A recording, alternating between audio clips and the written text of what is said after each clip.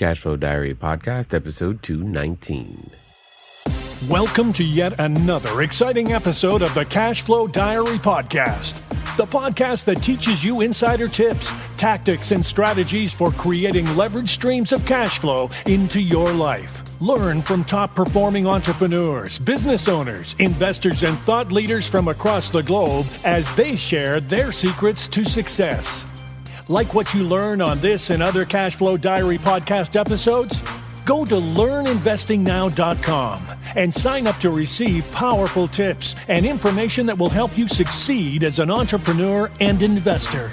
Now, here's your host, investor, entrepreneur, business owner, educator, speaker, author, and master facilitator of Robert Kiyosaki's cash flow game, Jay Massey.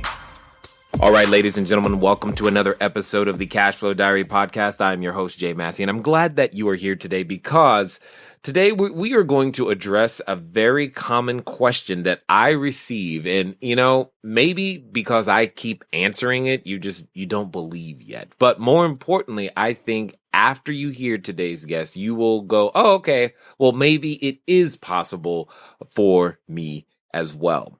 Now, today's guests have done some incredible things very, very quickly, and I appreciate the move at the speed of instruction attitude that they have. They just go out there, they make things happen, and that's the key. Entrepreneurs are needed in today's market, and you're going to meet two of them today. But the question that I tend to get a lot, that you guys send to us, you ask me all the time, hey, am I too young? Am I too old? Am I too something to be able to do this? And I think you're going to enjoy the people that we're going to be talking to today. They are the co-founders of Holdfolio. That's right, Holdfolio.com. We've got Jacob, the CEO, and Sterling here as well together, and they are going to share with you how this whole thing has become something that I think is impressive. And most importantly, I think you're going to think so too, because you've been looking for cash flow, and they have found a way to provide it. Welcome, Jacob and Sterling. Jacob, you guys here? Yes, thank you very much, Mr. J. Massey. Hey, welcome. Yes, you could just call me Jay. That's completely fine. But I love this. I love what you guys are doing. I like the fact that you're taking advantage of, the imbalances in the marketplace. But one of the things that I love to do is I tend to look at today's entrepreneurs a lot like yesterday's superheroes, So I'm going to ask you both this particular question because I think it's going to be helpful for everybody to hear. In the same way that entrepreneurs and superheroes are similar, superheroes tend to go, use their special skills in various different forms to be able to help people solve their problems, etc. But before they were super, they were just, people. And what we want to know is before you had, Holdfolio, before you were managing millions upon millions of dollars of real estate, before you were doing all the things that you have begun to do, who is Jacob and Sterling? Yeah, absolutely. So this is Jacob speaking here, as you said, CEO and co-founder of Holdfolio. And, when I first got my look at real estate, I was a freshman in college at the University of Nevada. Whoa. Hold on. You said a freshman in college. That sounds like it was yesterday for you. Yeah. That was, I guess, approximately 6 years ago. Okay. 6 or 7. And, but I just, late one night, I was cruising the channels, couldn't go to sleep, and I saw a infomercial on real estate, making millions of dollars in real estate, and kind of one of those guru commercials. And, I don't think anybody here has ever seen one of those, but yes. Yeah, no one knows what I'm referring to, probably. Not at all. No flashy cars, no boats, no, you can do it too. But right. I totally understood. Yeah, so it was from that infomercial that, I kind of piqued my interest in, what's going on in real estate because, with higher education, being enrolled in the university, there's obviously no courses that are really going to teach you how to go out and make a living in real estate today. And so I kind of took it upon myself to start learning more. And that was really kind of the start of the process for me, was just going out there, researching online, attending some meetups and things, and that was the start there. Got it. And what about you, Sterling? Yeah, so I've been involved with entrepreneurship as early as my middle school days, selling candy Yes. in like Kool-Aid packets to kids around the school. Nice. And I was able to move that into a business oriented where I had other kids selling to other kids and coming back to me with dollars. And it was when I got started in the real estate industry was back in 2009, 2010 in the construction side of things. And it was a couple years after that, I met a mentor here in town that was the developer of commercial properties. And this is when I really started to get the mindset of going into the scaling businesses, reading books like The 4 Hour Work Week, and really getting that success mindset. And I was able to put myself around the right individuals such as Jacob, and we were able to really venture into the single family home space and start the company Holdfolio to bring value. So the interesting thing is you went from distributing candy to distributing houses. I like this. Building this distribution network is awesome. And I think for many people listening, you realize these entrepreneurial tendencies, they've always been there, but they seek expression in various different ways. So I'm curious to know, how did you two meet? Yeah, absolutely. So working here in Indianapolis, I put myself with a very successful investor here in town, and really got involved in his organization. And it was through one of his events that Sterling and I met. He was an attendee of a seminar here in town, and I was with my mentor, with his company at that seminar, and spoke a little bit, and got in touch with Sterling. Basically, how that turned out was, he had approached me at the seminar, and we exchanged, emails as I do with many people looking to, do something in real estate, get started. The thing that was different with Sterling, though, is that, he showed up in the office the, next day, and the next day, and, his persistence was very impressive. And, that led to, us, getting some deals done together, and, kind of form the relationship from there. I like it. 100%. So Sterling, where does this persistence come from?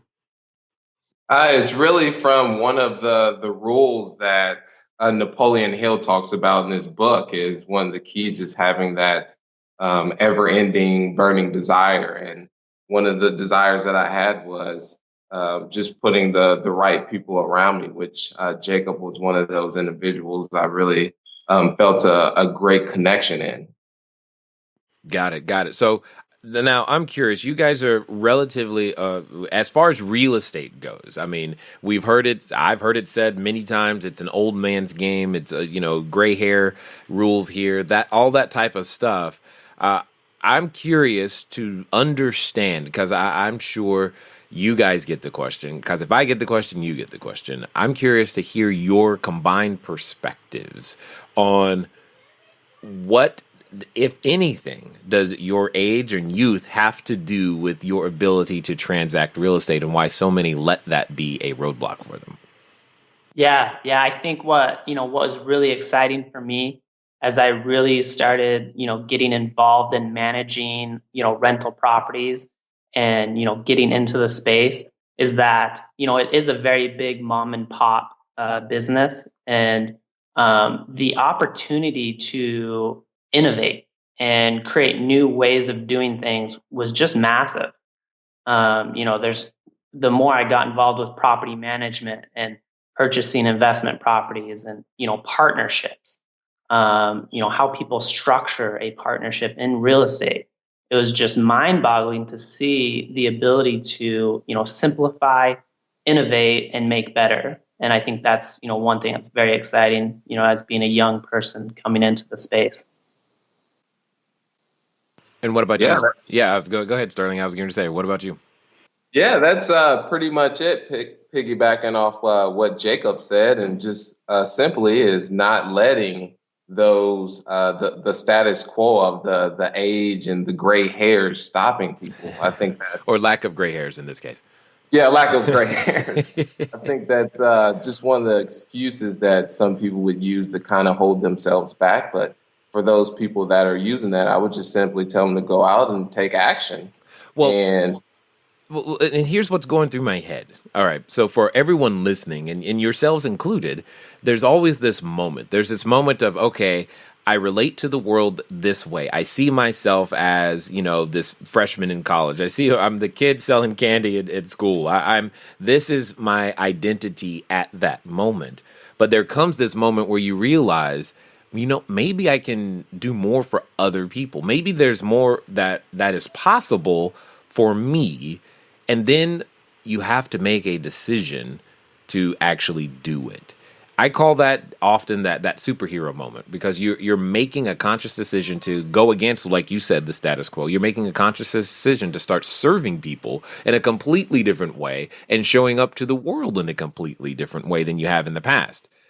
I want to hear about that transition, like how you were able to manifest the courage and desire and ability to follow through on that, despite what some could call the obstacles. Yeah, absolutely. I think one of the big things for me was realizing, it was in a book that I read, I can't remember the title, but it stated that, it was probably a Napoleon Hill book, but it stated to, put yourself around other people you want to be like, and, find a person. And it kind of talked about the strength of mentorships. And it talked about finding the person that is doing what you think you want to do and figuring out how to work with that person. And so, for me, that ability to kind of really break through and what you referred to as a hero moment was being able to be persistent and find that individual number one. I found a successful investor here in Indianapolis selling, hundreds of properties every year. I simply, engaged him and figured out a way that I could help him. I didn't ask for a job. I didn't ask, how we can make money together. Whoa. Hold on. I want you to repeat that, because you, my friend, just scored major points with me right there. You have no, I mean, maybe now, but you have no idea how often it comes in. People say the exact opposite of what they do the exact opposite of what you just did, and say, let me work with you, partner with you, something, but they're not offering anything. So I need you to repeat that, so that for the person who was washing dishes, or their dog barked, or their kid screamed, they can hear that part again as a more adequate way to seek out someone's help. Yeah, absolutely. I simply found the individual that I wanted to, become like, and I, instead of, asking for a job or how to make money together, I simply asked him how I could help him, and, clarified that I'm not looking for money. I'm not looking for a job. I'm just looking to learn, and I'd like to help you. And that opened doors, into that organization for me. Love it. Sterling? Yeah, my very similar to when I found my mentor here in town. I took a similar approach, in which I actually, one of the first buy and holds I had from my portfolio, I went out and found it for him, and essentially it was just going to be, he was going to pay me a fee, but instead he said, "Hey, let's just partner on this. This is a really good deal, and instead of giving you the fee, let's take the long-term route." And you said, I didn't turn that down for a second. Okay, but here's the thing I've got to know. How did you know to say yes? Because a lot of people would have taken the fee instead. I thought big picture. Everything that I do in the day-to-day operations, or just when I'm, just thinking big, the goals that I have posted around my house is always thinking about my future self. I like it. I like it. It seems to me that you guys got a number of things on straight, but I've got to ask this question because you've said the word a number of times and it sounds like it's played a big role. What role would you say the idea of having a mentor has had on you at this stage of your career? Yeah, absolutely. That is crucial. I would not be anywhere near, what I'm doing right now without being able to get involved and leverage, not only the experience, but the day-to-day, operations of someone who, is successful in real estate and doing, great things. It's kind of like he put it, over just, 2 years working with him, on that level, I was able to, put, 10 years of real estate experience under my belt. And it accelerates the process so much when you're able to get involved and, learn from someone who's doing what you want to be doing. Yep. Now, Sterling, I'm just curious. You both mentioned mentors. Is it the same person or are these two different people? Two separate, two Okay. different individuals. That's good. That's good. And how important has mentorship been for you? It's played a huge part in my career in this industry, through learning from him and also reading a lot of books and pulling certain information from people that have long gone been from this earth, and just being able to pull their life experience and into the business side of things. It's funny how much dead people know. I'm just saying. I mean, you're if you're on Twitter too much, you're only listening to the wrong people. But you could be. But if you listen to some of the dead people, they got some things to say that tend to help. Is there anyone in particular, any particular biography or book that you were thinking of when you said that? Well, there's one speaker that really has engraved like the whole "we become what we think about" Earl Nightingale. That's one person I listen to just about every day on the car ride to work. And, that's something that I would tell your listeners is to really, because there's so much negativity that's out in the place, the general, I wouldn't say too much negativity, but there's a lot that's put out there in people's general, like, what's that word I'm looking for? Perception. So just feed your mind constantly with speakers like a Tony Robbins, Earl Nightingale, Zig Ziglar, and reading all these books really helps with blocking out that self-doubt that most individuals tend to encounter. You mean if I listen to CNN, I'm not going to continually No, improve? avoid that at all costs. I'm just well, go ahead. Always feeling empowered after the local news, right? Yeah, right. Yes, I'm ready now to take on the world and change. So tell us a little bit. I want everybody to hear in your own words. Why don't you, where did the concept for Holdfolio come from? What is Holdfolio? Tell us, what it is. Where did it come from? And more importantly, give us some of the things you guys, I think they're going to be hyper impressed with some of the things you guys have been able to do. All right, so here's the deal. The most important thing to your idea is great. And I know you're listening to their idea right now and you're wondering, what did these kids go out there and do? Well, kids, I'm talking to you now, and I don't care how young you are, how old you are. I'm calling you kids. We're all kids together here on this planet. And here's the thing. Just start your idea. I'm hoping that you are getting that idea. Start. Once you get started, stay started, and that's probably one of the most important things that you could ever do. Now, if you want to catch up and learn a few more tips on getting started, staying started, and most importantly, what you need to do to get started, grab a copy of my book absolutely at no cost. Just send a text message to book. Set text 72000. That's 72000. Keyword is book. Just send that on over. I'll send you a link. You'll give me your name and email, and I'll send you an electronic copy of Cashflow Diary, 10 Steps to Creating Wealth in Any Economy. You can go look it up on Amazon. You can go buy it on Audible.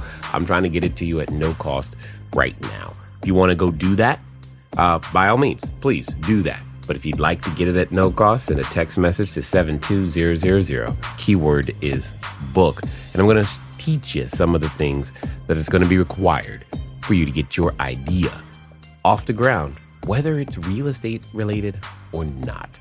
Now, let's get back to it. Yeah, absolutely. So the concept for Holdfolio, really, as I began investing in real estate, obviously very young, it was crucial to create partnerships, in particular, not only with experienced investors, but also with money partners. And, it was something that I really learned to enjoy, to be able to entrust, someone's confidence in myself and to go out there and, complete a successful real estate project and make money for all parties. That was very powerful. And when I started getting involved in rental properties here in Indianapolis, what I was really involved in was turnkey rental properties. And I'm sure some of your listeners know what I'm talking about. Some may not know, but a turnkey rental property is where an operator goes out and purchases a turnkey or a rental property, and renovates it, rents it, and then provides that rental property to maybe an out-of-state investor or local investor. They manage that property. So, the idea here is that, someone looking to get into real estate can buy this property and collect the rent. And, through working in that model and selling hundreds of turnkey rental properties, it's kind of looking at how do we turn this into a partnership model? Because, what we're doing is buying rental properties, selling them, and then we're done. We're managing them for that investor. But, many times those investors purchasing those rental properties, they aren't necessarily real estate investors. They have full-time jobs. They're looking to successfully invest their savings that they've earned, and they're looking to real estate, for hopefully higher returns, diversification. But, people owning rental properties, in my opinion, the people who are successful at doing that are typically those who have the time to take, the time it takes to, do due diligence, know what they're investing in. So, kind of sitting back, I was thinking, how do I keep, buying lots of rental properties and, get other people involved, people looking to invest in those rentals. And that's kind of where the partnership model came into picture. And, it's nothing new. There's been partnerships in real estate and private placement for a very long time. We just kind of sat back and said, how do we structure this so that we're different? How do we get not just accredited investors to invest with us, but non-accredited investors? And for your listeners, an accredited investor, is someone who has a net worth of more than $1 million, or hits an income requirement of $200,000 per year. There's a lot of people looking to invest in real estate that don't meet those requirements. So really, it was all about, for us, creating a model that we can go out and buy rental properties, like we enjoy doing. It's what we do every day, and someone can simply become a team member. Become someone on our team, become a partner by providing capital for those rental properties. And what we actually do is, we go out and buy the rental properties with our own cash. And then we pool those properties together into portfolios. So we create a rental portfolio, and then typically of 10 rental properties. And then anyone can view the details of that portfolio and choose to invest as little as $5,000 for a percentage share of that portfolio of properties. Love it. Got it. So Sterling, tell us a little bit more about the process. How do you guys, make your magic sauce happen? So the areas in which we like to purchase these properties, if I'm going in the right direction of your question, is we really like to target what we've been seeing here in Indianapolis specifically is a movement amongst millennials and also Generation X who are wanting to live downtown and the surrounding areas of downtown. So we're able to go in and purchase those properties at deep discounts, enabling us to not only capture appreciation, but cash flow. Yeah. So you're talking my language. Yeah. So essentially what we call that is like an urbanization type of movement. Excellent. So it sounds like you're ahead of the population trends. What are some of the, and I'm curious for my own edification, see if we're similar, but what are some of the, demographics or stats that you guys pay attention to that help you make your decisions? Yeah, absolutely. The employment is a big factor. Yeah.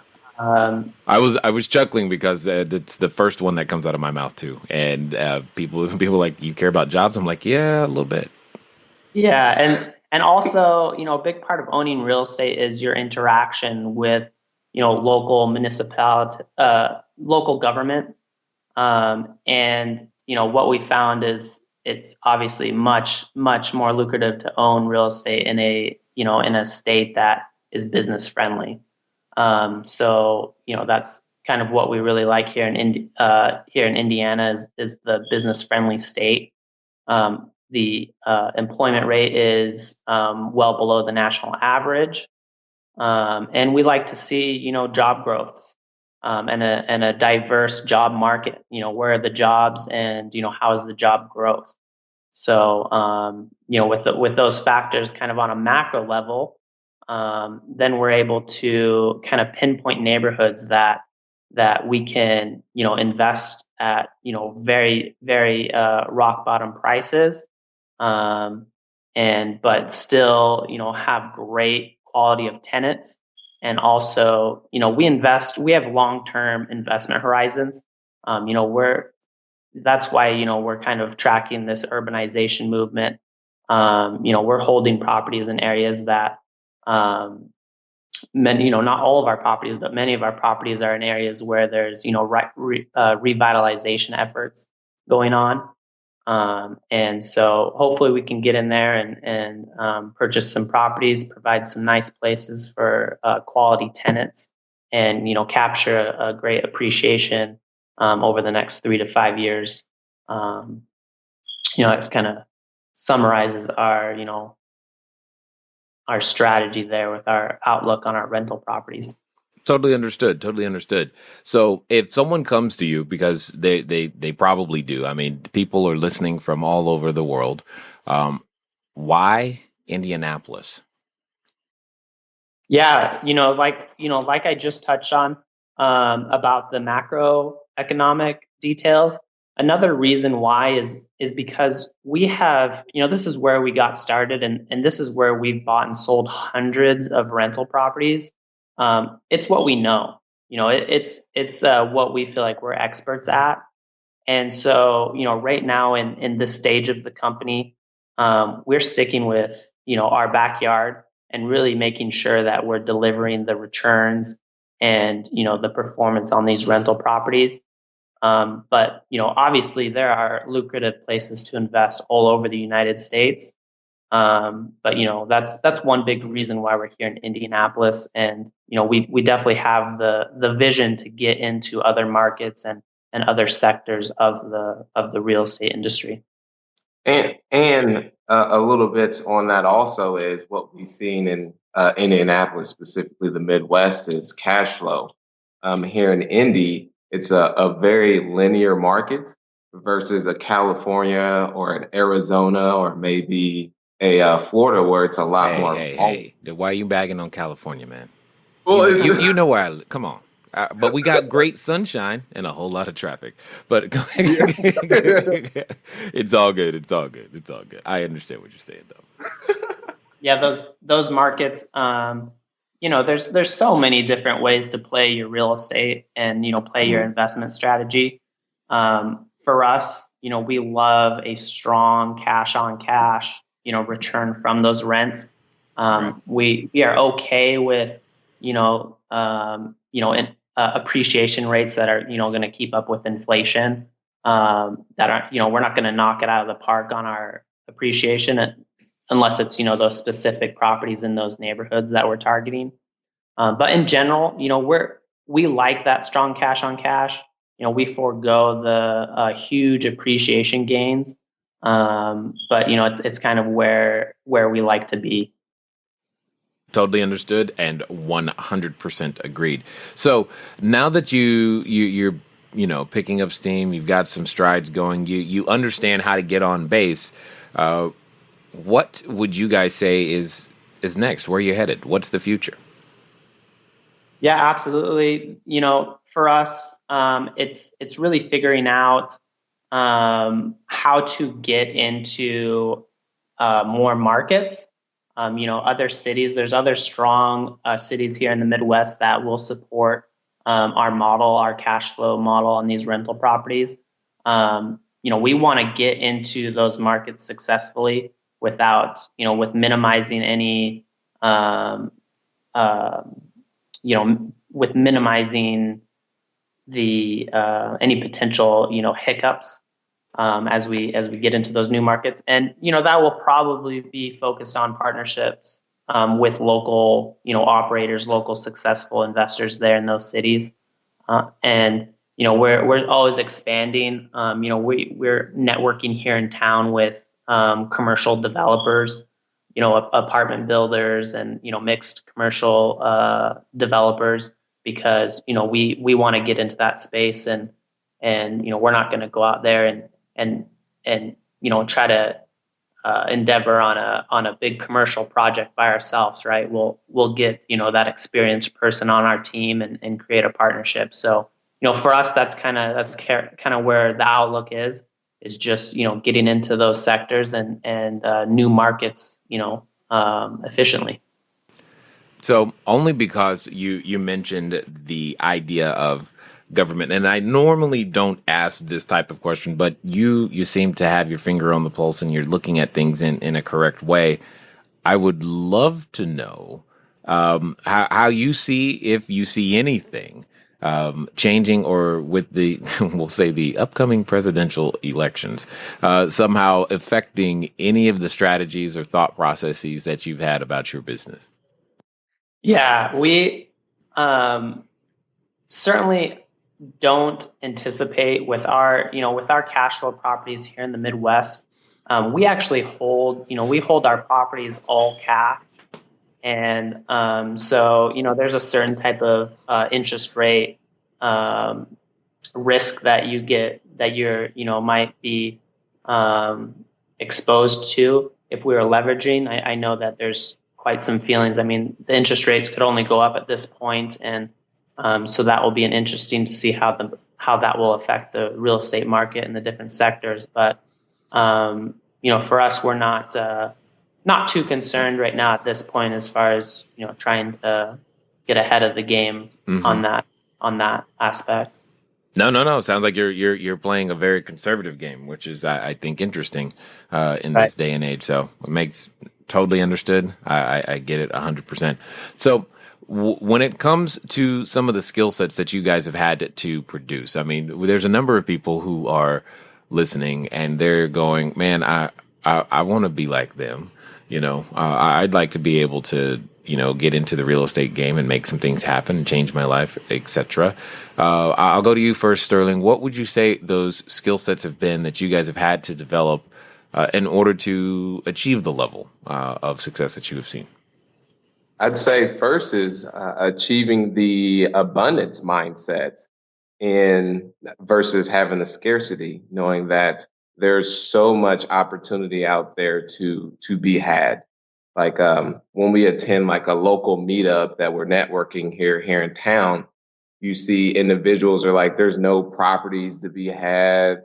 There's so much competition. You just go in simply with an open mind.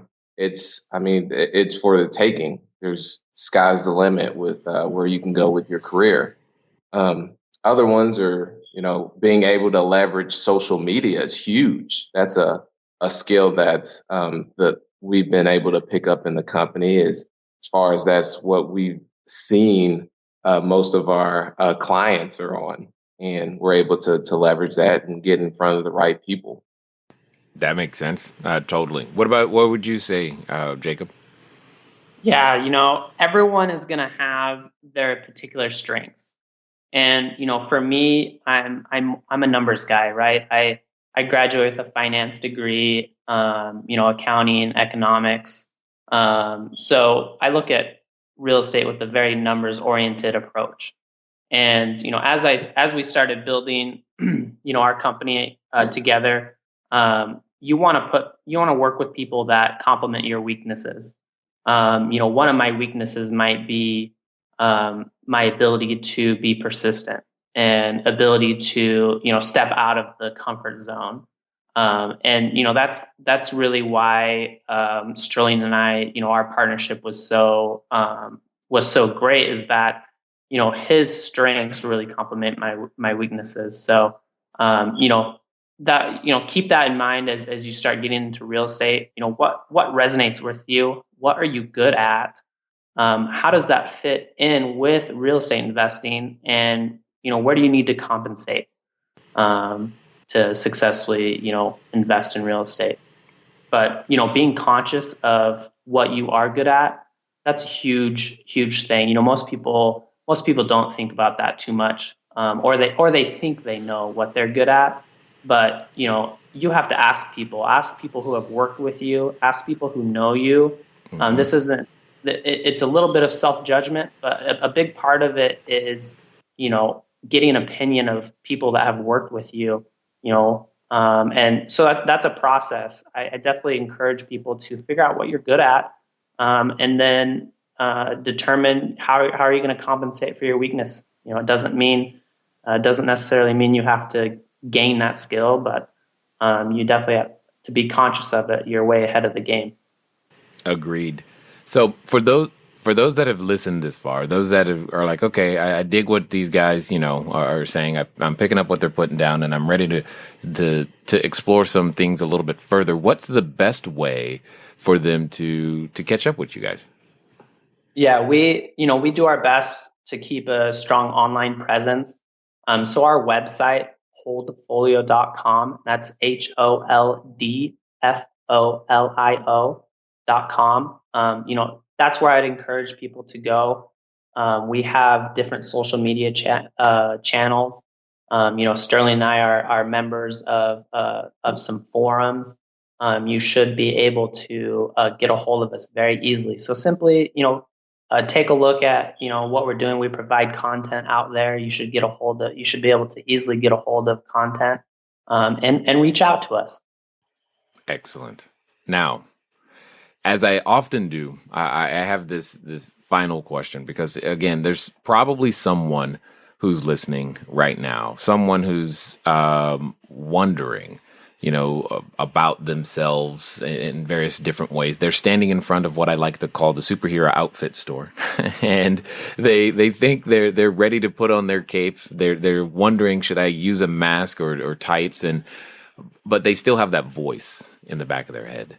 And I know that you guys have had some experience with this voice. Is this that voice that comes up every time you think you want to move forward, and it chooses to remind you of things that might tempt you to stay behind.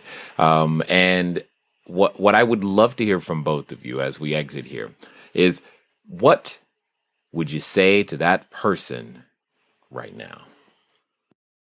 Whoa, you got really deep on that one.